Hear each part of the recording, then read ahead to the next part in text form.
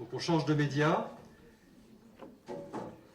télévision publique, qui peut intervenir sur le web, contrairement à d'autres pays où il y a eu un certain nombre de difficultés, je pense à l'Allemagne, où la télévision publique s'est vue bloquée par la presse écrite pour lui interdire l'accès au web en tant que support d'information. Donc vous, ça fait partie d'après ce que j'ai compris, donc du registre sur lequel vous allez intervenir, et vous allez nous parler, comme ce matin vous étiez sur le modèle économique, problème de rupture, de changement culturel, et si possible aussi problème de gestion des ressources humaines. Et je vous donne la parole.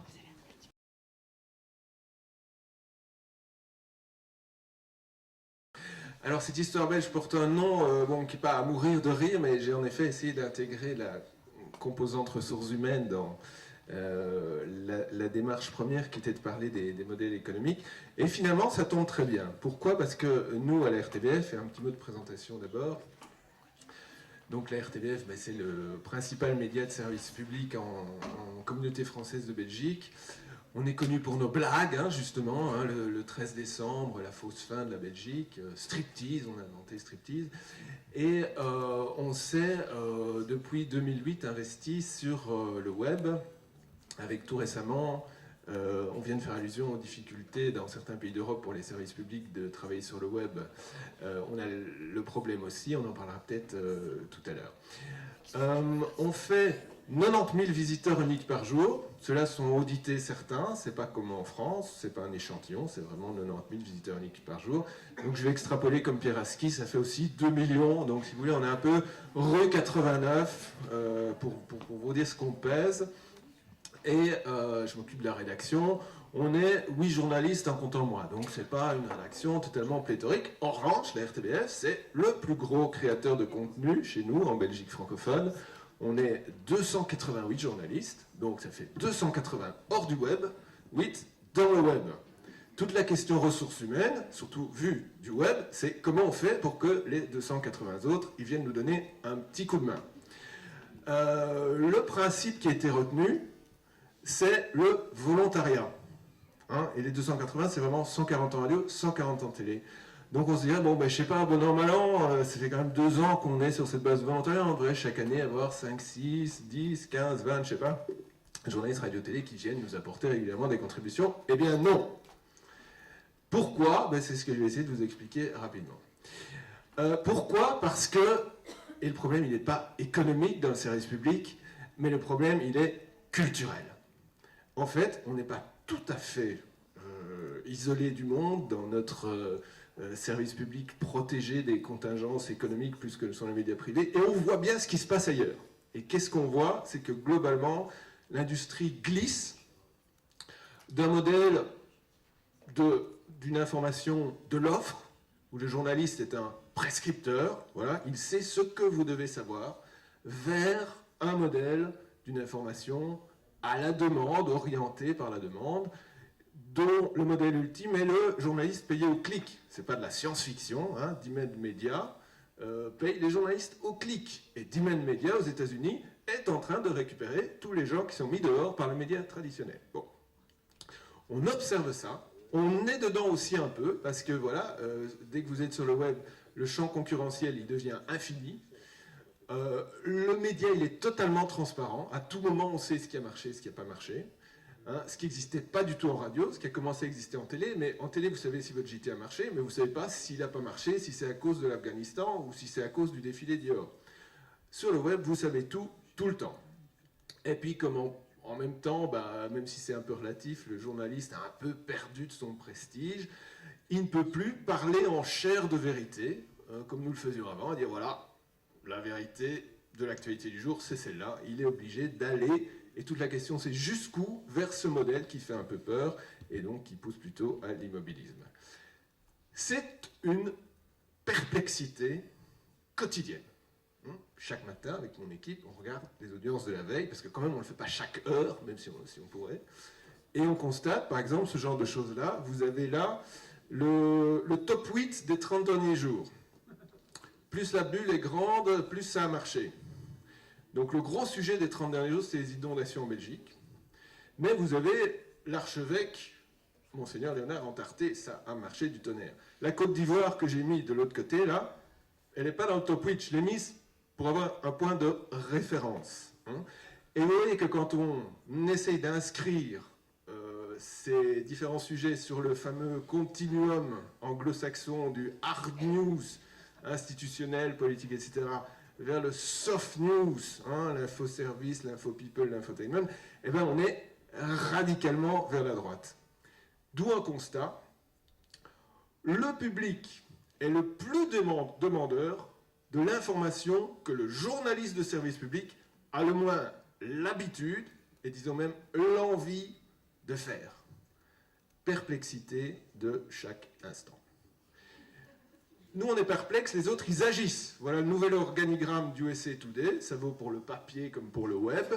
Eh bien, vous comptez, il y a 16 journalistes qui s'occupent de politique, il y en a 31 qui s'occupent de divertissement. USA Today, premier média américain.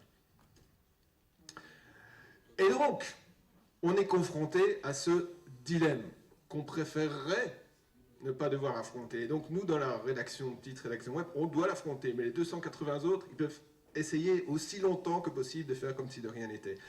Est-ce qu'on choisit de faire ce que les autres ne font pas, d'être complémentaires, de parler de la Côte d'Ivoire?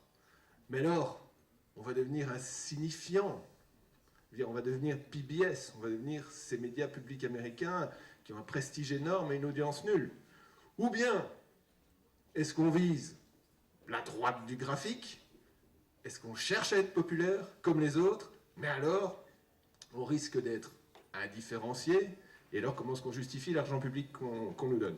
C'est pas un dilemme abstrait de théoricien. C'est une question pratique de tous les matins. Pourquoi? Parce que quand vous êtes 7 pour couvrir de 6 à 22 heures du lundi au dimanche, ça veut dire que en même temps, en un temps simultané, vous êtes maximum 3. Donc, il y en a un qui surveille les dépêches, il y en a un qui édite tout ce qui vient, et puis il y en a un qui dit « Moi, je peux faire une création utile ». Alors aujourd'hui, c'est quoi ma création utile? C'est une galerie des meilleurs entartages des 10 dernières années, ou c'est une chronique d'analyse politique de la situation de Laurent Gbagbo versus son adversaire. Et ce choix-là, il est évidemment cornélien, et on comprend très bien que nos 280 collègues de la radio et de la télé préfèrent ne pas devoir s'y confronter aussi. Comment résoudre ce choix? Ben voyons comment font les autres services publics. Aux États-Unis, il n'y a pas de service public, mais il y a l'équivalent, c'est le New York Times. Une manière de considérer que s'il y a de l'information de qualité, ou en tout cas de l'information ambitieuse qui se fait, c'est dans ces vieux médias comme le Washington Post et le New York Times. J'ai eu la chance d'assister l'autre jour à une présentation faite par les responsables de l'unité nouveaux médias du New York Times. Ils étaient extraordinairement perplexes. Pourquoi? Parce qu'ils se sont dit, nous, on va continuer à garder la même ligne éditoriale, et pour survivre, voire pour se développer, on va miser sur les dimensions nouvelles du nouveau média, le Web 2.0.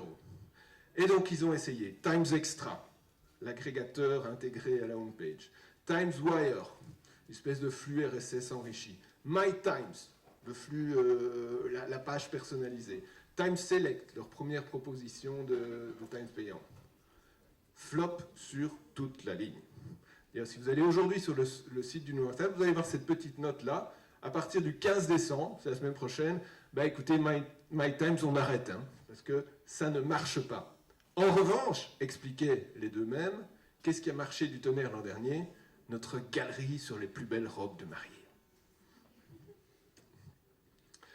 Perplexité aussi, si on va en Europe, auprès d'un quotidien de référence aussi, en Suède, Aftonbladet, qui disent, nous on a trouvé la solution, on coupe la rédaction en deux. On a à peu près 90 journalistes qui continuent à faire comme avant. Ils ne se mêlent pas de ce qui marche, de ce qui ne marche pas, ils font la couverture de l'actualité sérieuse, de qualité, comme ils l'ont toujours fait. Et puis on a 70 qu'on met là, dans un autre coin, et là, bonjour, moi c'est le service marketing, et on va faire des deals ensemble.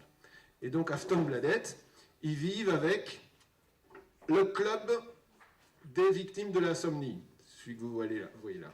35 € pour l'abonnement bimensuel.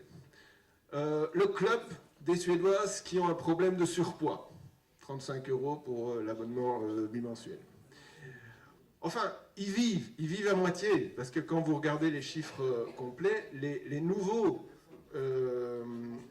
bénéfices générés par ces activités complémentaires placées sous le label de la diversification représentent au mieux 15% du manque à gagner subi par la perte désormais du modèle classique et des ventes en ligne. Donc, un modèle comme celui-là, il est économiquement incertain. En revanche, il a un résultat certain, qui est la disparition de la frontière traditionnelle sur laquelle repose une bonne partie de la sérénité du travail des rédactions entre la partie management de l'entreprise et la partie éditoriale, la fameuse muraille de Chine. Quand on voit tout ça, quand on voit tout ça, on se dit que, et il est sans doute temps de conclure, mais je m'en voudrais de ne pas, et on le développera une autre fois, vous inviter à approfondir la question, parce que au-delà de ça, les nouveaux médias nous permettent de constater aussi, par la transparence qu'ils induisent, que peut-être la question est plus grave et que jamais l'information dite de qualité, c'est-à-dire l'information à haute valeur ajoutée, c'est-à-dire l'information sur les enjeux démocratiques importants, n'a jamais été rentable. Et que la fin de la subsidiation croisée qui caractérisait les modèles classiques rend en fait possible des calculs qui condamnent, et on pourrait entrer dans les détails, de nombreuses activités journalistiques à haute valeur ajoutée à ne jamais être rentables et donc, quelque part, à disparaître. Conclusion, puisque c'était les termes de l'exposé de ce matin, stratégie marketing, pour le service public, le marketing, oui, mais comme outil d'aide à la décision, pas comme moteur de la décision éditoriale. Le modèle économique, force est de constater que le modèle subventionné est celui qui est porteur du moins de risques pour l'information qui se veut de qualité, et ça nous amène au débat européen qui veulent supprimer ce modèle subventionné. Et on comprend pourquoi, au niveau des rédactions, les 280, le web, c'est non merci.